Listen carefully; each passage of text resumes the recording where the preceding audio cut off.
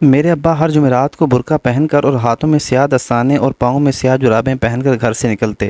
باہر جاتے ہوئے میری ہی چپل پہن کر جاتے اور محلے میں ہونے والے خواتین کے درس میں عورت بن کر بیٹھ جاتے۔ میں ابا کو منع کرتی کہ یہ گناہ ہے، یہ نیکی نہیں کہ آپ عورتوں کی مجلس میں عورت بن کر جاتے ہیں۔ نہ ہی اللہ اس سے راضی ہوگا بلکہ سخت خفا ہوگا کہ آپ یوں نامحرموں کی محفل میں ان کے درمیان بیٹھتے ہیں۔ نہ صرف بیٹھتے ہیں بلکہ نظر بھی پڑتی ہوگی، اور ویسے بھی مجالس میں عورتیں ایک دوسرے کے قریب بیٹھتی ہیں تو یقیناً جسم کا ٹکراؤ بھی لازم سی بات ہے، اور اب اس حساب سے بہت بڑے گناہ کے مرتکب ٹھہرتے ہیں۔ پر ابا ایک بات نہ مانتے بلکہ زیادہ سمجھانے پر ڈانٹ دیتے اور غصہ کرتے کہ خبردار ان کو کوئی نصیحت کی یا ان کی جاسوسی کرنے کی کوشش کی۔ اگرچہ ایسا کیا تو وہ سارے لحاظ بھلائے بہت بری طرح پیش آئیں گے۔ میں ابا سے خفا ہوتی، ویسے تو وہ مجھ سے بہت محبت کرتے تھے، پر اس معاملے میں میری ذرا فکر نہ کرتے، نہ ہی میری ناراضگی کو کسی زمرے میں لاتے۔ میں ایک بار ابا کے کمرے میں گئی تو یہ دیکھ کر شدید جھٹکا لگا کہ ابا نے ایک اور برقع بھی خرید رکھا ہے جو عموماً پٹھان عورتیں پہنتی تھیں، اور انہیں مدنی برقع بھی کہا جاتا ہے، جو پورا ڈھکا ہوتا ہے، جس میں آنکھیں تک نظر نہیں آتی، صرف آنکھ کی جگہ پر چھوٹے چھوٹے سوراخ ہوتے ہیں جس میں سے بآسانی دیکھا جا سکتا ہے، لیکن سامنے سے دیکھنے والا اندازہ نہیں لگا سکتا کہ اندر مرد ہے یا عورت، جوان ہے یا بوڑھی۔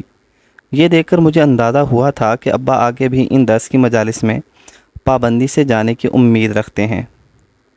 مجھے ابا پر شدید غصہ آیا اور میرا دل کیا وہ برقع اٹھا کر اسے آگ لگا دوں، لیکن اس کا کوئی فائدہ نہیں تھا۔ میں ایک جلا کر خاک کرتی تو ابا دوسرے لے آتے۔ یہ کوئی حل نہیں تھا کہ میں ابا کا برقع جلا دیتی، لیکن میں اب ہر باہر چھپ چھپ کر نظر رکھتی۔ ان کے سونے کے بعد ان کا موبائل بھی چیک کرتی پر کچھ نہ ملتا، لیکن مجھے اتنا اندازہ ضرور تھا کہ دال میں کچھ ضرور کالا ہے۔ ابا کوئی تو کھیل کھیل رہے ہیں جو بہت غلط ہے۔ ہر بار کی طرح جب منگل کے دن درس کی دعوت دینے ایک لڑکی آئی تو میں اس سے واضح الفاظ میں منع کر دیا کہ ہم نہیں آئیں گے۔ وہ میرے اس طرح جواب دینے پر افسردہ ہو گئی اور خاموشی سے چلی گئی، جبکہ مجھے اس کی افسردہ شکل دیکھ کر بہت ملال ہوا۔ یوں کسی کو دو ٹوک منع کرنا یا کسی کی دل آزاری کرنا میری طبیعت کا خاصہ نہ تھا، لیکن مجھے ابا نے مجبور کر دیا تھا۔ میں نے رات کو ابو کے آنے کے بعد ابو کو بتایا کہ درس والی لڑکی آئی تھی۔ ابو نے کہا ہاں، وہ ہر بار درس سے 2 دن پہلے درس کی دعوت دینے آتی ہے۔ وہ نارمل انداز میں بولے تو مجھ سے برداشت نہ ہوا اور میں نے ابا پر طنز کیا کہ وہ درس کی دعوت گھر کی عورتوں کو دینے آتی ہے، مردوں کو نہیں۔ میں نے بہت غصے سے کہا تو میرے ابا نے مجھے جھڑک دیا۔ مجھے بہت غصہ آیا پر میں ضبط کر گئی اور بولی وہ آج درس کی دعوت دینے نہیں آئی تھی۔ تو ابا چونک گئے اور بولے پھر کیوں آئی تھی؟ یہ پوچھتے ان کے چہرے کا رنگ بدلا تھا اور یوں لگا تھا جیسے وہ ڈر گئے ہوں، جیسے وہ درس والی لڑکی مجھے ان کا کوئی راز بتا کر گئی ہو۔ میں نے ابا کو بتایا کہ وہ کہہ رہی تھی کہ اس ہفتے درس نہیں ہوگا تو نہ آئے گا۔ میں نے کہا تو ابا فوراً پوچھنے لگے کیوں نہیں ہوگا؟ ان کی پریشانی میری سمجھ سے باہر تھی۔ میں نے کہا مجھے کیا معلوم کیوں نہیں ہوگا؟ اس نے بتانے کا کہا۔ میں نے بتا دیا۔ مجھے یقین تھا کہ ابا میرا جھوٹ بھی نہیں پکڑ سکیں گے، کیونکہ ابا خود درس والی عورت کے پاس جا کر پوچھنے سے تو رہے کہ درس کیوں نہیں ہو رہا۔ اس لیے مجھے ابا کو اس گناہ سے روکنے کا ایک یہی حل ملا تھا۔ باقی ابا کی بے قراری، بے چینی اور پریشانی کی وجہ پر بھی ممکن نہیں تھا، نہ ہی کوئی ایسا راستہ تھا۔ میں مطمئن تھی کہ ابا اب درس میں نہیں جائیں گے، لیکن میری حیرت کی انتہا نہ رہی جب ابا جمعرات کو واپس مدنی ابایا اور باقی چیزیں پہن کر درس میں جانے لگے۔ مجھے بہت غصہ آیا۔ میں نے ابا سے کہا کہ آج درس نہیں ہے، پھر آپ کیوں جا رہے ہیں؟ میرا غصے سے پوچھنا تھا کہ ابا بھی غصہ ہو گئے اور بولے کہ درس ہے اور میں جاؤں گا، اور تمہیں شرم آنی چاہیے، تم مجھے نیک مجلس میں جانے سے روک رہی ہو۔ ابا کی بات پر میں دنگ رہ گئی اور اس سے کہا کہ وہ نیک مجلس میں جانے سے آپ کو ثواب نہیں ملے گا بلکہ آپ گناہگار ہوں گے۔ اگر جانا ہی ہے تو مردوں کی مجالس میں جائیں، پر میری باتوں کو اثر نہ تو ابا پر ہوتا اور نہ ہی انہوں نے میری ایک سنی۔ میری چپل پہنی جو ان کے پاؤں میں صحیح سے ابھی نہیں آ رہی تھی، اور نکل گئے درس میں جانے کے لیے۔ میرا دل خون کھونے لگا اور غصہ کا پارا چڑھنے لگا۔ صرف اتنا ہی نہیں تھا، میرے ابا عورتوں کے درس میں جا کر نہ جانے کیا سنتے تھے کہ جس دن درس میں جاتے تھے اس دن سے پورے ایک دن گھر میں برقع، نقاب، دستانے اور جرابیں پہن کر رکھتے، جیسے ابا مرد نہ ہوں بلکہ ایک باپردہ خاتون ہوں، اور اس قدر تقویٰ والی ہوں جو مردوں کے علاوہ عورتوں کے سامنے بھی نہ آتی ہوں۔ جیسے تیسے دن گزرے، اب مجھے اگلے درس کا انتظار تھا۔ میں اپنی آنکھوں سے دیکھنا چاہتی تھی کہ اس درس میں آخر ایسا کیا تھا جس کی وجہ سے ابا اس درس میں جاتے تھے۔ اس بات سے پردہ تو اب اس درس میں جا کر ہی اٹھ سکتا تھا۔ اگلی بار جب وہی لڑکی دوبارہ اس کی دعوت دینے آئی تو میں نے اس سے اپنے پرانے رویے کی معذرت کی، جو اسے خوش دلی سے قبول کر لی، اور اس بار درس میں آنے کی حامی بھر لی۔ میرے قرار سے وہ لڑکی خوش ہو گئی. وہ جاننے ہی لگی تھی کہ جب مجھے ایسے ہی ایک خیال گزرا جس کے تحت میں نے اس لڑکی سے پوچھا کہ کیا اس درس میں مرد بھی ہوتے ہیں. میرا پوچھنا تھا کہ اس کا رنگ بدل گیا اور اس کے چہرے پر غصے کے تاثرات واضح ہو گئے جسے وہ شاید بمشکل ضبط کر گئی، لیکن اپنا طیش اپنے الفاظ سے نہ چھپا سکی اور بولی کہ وہ درس ہے جہاں دین کی باتیں سکھائی جاتی ہیں، کوئی ماڈرن پارٹی نہیں. اس کے جواب سے مجھے احساس ہوا میرا سوال غلط تھا. میں نے فوراً واپس معذرت کی اور اپنا سوال درست کیا اور پوچھا میرا مطلب تھا کہ دونوں کا الگ الگ انتظام ہوتا ہے، لیکن ایک مولوی بیان دیتے ہیں ویسا درس. تو اس کے نقش ڈھیلے پڑے اور وہ بولی نہیں، ایسا کچھ نہیں، عورت ہی دین کی باتیں بتاتی ہے، ابھی مردوں کا ایسا کوئی انتظام نہیں. میں اس کی بات پر مسکرائی اور شکریہ کہا. وہ لڑکی چلی گئی اور میں واپس اندر آ گئی. اب تو مجھے یقین ہو چکا تھا کہ کچھ تو گڑبڑ ضرور ہے. میں جمعہ رات کا انتظار کرنے لگی. جمعہ رات آتے ہی میرے ابا درس کے وقت برقع وغیرہ پہن کر گھر سے نکلے تو میں بھی چادر سے خود کو اچھی طرح چھپا کر گھر سے نکلی اور درس والے گھر ابا کے جانے کے 10 منٹ بعد گئی. وہاں بیٹھے مجھے 5 منٹ ہوئے تھے کہ اچانک وہاں ہلچل مچی اور ایک سفید حجاب کے حالے میں ایک خوبصورت عورت اندر داخل ہوئی. اس عورت کو دیکھتے ہی میری آنکھوں میں رشک اترا. وہ عورت بہت خوبصورت اور پر نور تھی کہ دیکھو تو دیکھنے سے دل نہ بھرے. میں مگن سی اس خوبصورت بااثر شخصیت کو دیکھ رہی تھی. مجھے یہ بھی یاد نہ تھا کہ میں یہاں آئی کس لیے ہوں. وہ عورت مجمع کے درمیان آ کر بیٹھی اور سب کو سلام کیا. اس کی آواز بھی اس کے چہرے کی طرح میٹھی شہد تھی کہ سننے والے کے کانوں میں رس کھول دے. اس نے کب بات چیت ختم کی اور درس شروع کیا پتہ ہی نہ چلا. وہ اپنی میٹھی آواز میں بہت ہی میٹھی میٹھی باتیں بتا رہی تھی. میں وہ سننے میں مگن انہیں مسکراتے دیکھ رہی تھی جب اچانک میرے دماغ میں الارم بجا اور میں الرٹ ہوئی. مجھے یاد آیا میں یہاں درس سننے نہیں اپنے ابا کو دیکھنے آئی ہوں. اور میں نے ہڑبڑا کر سیدھی ہوئی اور ہر طرف نظریں دوڑانے لگی. وہ کمرہ پورا عورتوں سے بھرا ہوا تھا. مجھے ابا کہیں نظر نہ آئے. میں نے آگے پیچھے ہر جگہ تھوڑا اونچا ہو کر دیکھا پر ابا کہیں نہ دکھے. میں نے وہاں ایک لڑکی سے پانی مانگا اور پانی لینے کے بہانے بھی کھڑے ہو کر دیکھا پر ابا کہیں نہیں تھے. میں بری طرح چونک گئی کہ اگر ابا یہاں نہیں تو کہاں ہوں گے. میں اب درمیان درس سے اٹھ کر انہیں جا سکتی تھی، نہ ہی میرا دل چاہ رہا تھا میں جاؤں، اس لیے میں واپس بیٹھ گئی. پر یہ تو طے تھا کہ ابا اس محفل میں ہی نہیں. دل سے تھوڑا بوجھ اترا. میں واپس اپنی جگہ پر بیٹھ گئی. اس عورت کو دیکھنے لگی. جب نظر غیر ارادی طور پر اس سے ہٹ کر اس کی دائیں جانب گئی اور یہ دیکھ کر میرا دل دہک سے رہ گیا کہ اب میرے ابا یہاں موجود تھے، بلکہ سب سے آگے درس دینے والی کے سب سے قریب بیٹھے تھے. ابا کا رخ بھی انہی کی طرف تھا اور درس دینے والی اس ایک ہاتھ دور تھے. ابا کے اس جانب رخ سے مجھے اندازہ ہو گیا تھا کہ ابا اس عورت کی طرف دل و جان سے متوجہ ہیں اور وہیں دیکھ رہے ہیں. میرے دل میں عجیب عجیب وسوسے آنے لگے جسے سوچتے میرا دل عجیب ہونے لگا. میرے ابا یہاں اس نیک عورت کی وجہ سے آتے ہیں. ظاہر ہے جب میں لڑکی ہو کر اس عورت کے سحر میں گرفتار ہو سکتی ہوں تو پھر وہ تو مرد ہیں. میرا دل اچانک ابا کی حرکت پر دکھنے لگا کہ میرے ابا اتنے کمزور کردار کے مالک تھے. یہ بات میرے لیے بہت تکلیف دہ تھی. اگر اس عورت کو یہاں کسی کو بھی معلوم پڑ جاتا کہ عورت کے بھیس میں ایک مرد یعنی میرے ابا بیٹھے ہیں تو کیا ہوتا. میرا وہاں بیٹھنے کا بہت دل تھا لیکن میرا دل اچانک سے ہر چیز سے اچاٹ ہو گیا تھا. مجھے اپنے ابا پر غصہ آ رہا تھا، اس لیے میں معذرت کرتی کھڑی ہو گئی. وہ ساحر عورت نے مجھے بھی مخاطب کیا اور بیٹھنے کا کہا پر میں نے طبیعت خرابی کا کہا اور اٹھ گئی اور جلدی جلدی چلتے اپنے گھر آ گئی. مجھے بہت دکھ تھا کہ ابا نے ایسی حرکت کی. ابا جوان بیٹی کے ہوتے ہوئے بھلا ایسی حرکت کیسے کر سکتے تھے. 1 گھنٹہ گزرا تو ابا درس سے گھر لوٹے اور ہر بار کی طرح نہ برقع اتارا، نہ نقاب، نہ جرابیں، نہ ہی دستانے. بالکل ویسے رہے جیسے درس میں جانے سے پہلے تھے. مجھے ابا کو دیکھتے ہی غصہ آنے لگا. اب مجھے سب کچھ سمجھ آ رہا تھا کہ سارا معاملہ کیا ہے، کیوں ابا درس میں پابندی سے جاتے ہیں اور کیا حاصل ہوتا ہے. میں غصے سے برداشت کرنے لگی لیکن ایک دن تک چہرہ اور آواز چھپانے کا رواج میری سمجھ سے بالاتر تھا. ایسا بھی کیا تھا کہ ابا گھر میں چہرہ چھپاتے بلکہ اپنے ہاتھ پاؤں تک چھپا کر رکھتے تھے. اگر کچھ پوچھو تو بھی اشاروں میں جواب دیتے تھے. میں اس بات سے سخت عاجز تھی کہ مجھے رہ رہ کر ابا پر غصہ آتا تھا. یہ غصہ آج کے درس کے بعد مزید بڑھ گیا تھا. میں خاموشی سے سارا تماشا دیکھنے لگی. جب میں انہیں دیکھتی تو کچھ معلوم نہ ہوتا کیونکہ ان کی آنکھیں برقعے میں چھپی ہوتی. وہ کھانا اکیلے کمرے میں کھاتے میرا صبر جواب دے رہا تھا. میں اچانک ابا کے سامنے آئی اور غصے سے بولی کہ اپنا نقاب اتاریں اور یہ سب بھی اتاریں جو پہن رکھا ہے. پر ابا ٹس سے مس نہ ہوئے. جب میں اور زیادہ غصے ہونے لگی اور بولی کہ بہت ہوا ڈرامہ، اب تو آپ درس سے آ چکے ہیں، پھر کیوں یہ نقاب خود کو چھپانے کا ڈرامہ. جس کے لیے آپ یہ سب کرتے تھے میں اس کی حقیقت جان چکی ہوں. اب ان سب کی ضرورت نہیں. میں بہت غصے سے بولی جب میرے ابو میری بات کو نظر انداز کی کمرے میں چلے گئے. مجھے یوں اپنی بات اور اپنی ذات کا نظر انداز کیا جانا بہت برا لگا اور میں نے فیصلہ کر لیا کہ اب تو ابا کا یہ نقاب اتار کر رہوں گی کہ اس نقاب کی وجہ ہے کیا اور وہ کیوں کرتے ہیں. رات کو جب ابا کچن میں کھانا لینے آئے تو میں ان کے کمرے میں بیٹھ کے نیچے چھپ گئی. مجھے یقین تھا کہ کھانا کھاتے وقت تو ابا لازم نقاب اتاریں گے اور ایسا ہی ہوا. ابا نے برقع اٹھایا تو میری آنکھ میرے اوپر سایہ سا گزرا. مجھے یقین نہ آیا کہ میں کیا دیکھ رہی ہوں. میں نے کیا دیکھا؟ میں بس اتنا جانتی تھی کہ جو میں نے دیکھا وہ مجھے نہیں دیکھنا چاہیے تھا. میں نے بہت غلط کیا اپنے ساتھ. میرے پیروں تلے تو زمین نکل چکی تھی کیونکہ نقاب میں میرا نام تالیہ ہے، میری عمر 19 سال ہے اور اس سال میں نے 12ویں جماعت کے پیپرز دیے ہیں۔ میں قیوم آباد میں رہتی ہوں، میں بن ماں کی بچی ہوں اور میں نے بنا ماں کی زندگی گزاری ہے۔ میرے والد کا نام سلمان ہے اور میرے والدہ کا نام سعیدہ۔ میری امی ایک چھوٹے طبقے کے گھرانے سے تعلق رکھتی تھی۔ میرا نانا مزدور پیشہ تھے، جو کام ملتا جس سے گھر کی روٹی چلتی وہ کر لیتے۔ چونکہ میری 3 خالہ تھیں، کوئی ماموں نہیں تھا، اس لیے میرے نانا کو بوجھ سا لگتا تھا کہ وہ 4 بیٹیوں کا جہیز کیسے پورا کریں گے، کیسے عزت سے انہیں سسرال رخصت کریں گے۔ اسی فکر میں میری نانی ماں نے بھی ہسپتال میں نرس کی نوکری شروع کر دی۔ شاید وہ نرس سے بھی نچلے درجے کی نوکری تھی، جس میں مریض کی گندگی صاف کرنا اور ڈاکٹر کے چھوٹے موٹے کام کرنا تھا۔ میری امی کی 3 بہنیں تھیں، 2 امی سے بڑی اور 1 امی سے چھوٹی۔ بڑی والی دونوں بہنوں کی شادی خاندان میں ہو چکی تھی، جبکہ چھوٹی والی اور میری امی کی باقی تھی۔ میری امی 10ویں جماعت پاس تھیں اور پھر گھر میں محلے کے بچوں کو ٹیوشن پڑھاتی تھیں۔ وہ شکل و صورت میں کافی پیاری تھی، بھولی، معصوم اور خوبصورت۔ میری امی کے کئی رشتے آئے پر وہ انہیں کی برادری سے تھے، جو میری نانی کو اور میری اماں کو پسند نہ آئے۔ ایک دن نانی کی طبیعت کچھ خراب تھی، اسی لیے وہ مجھے اپنے ساتھ ہسپتال لے گئیں۔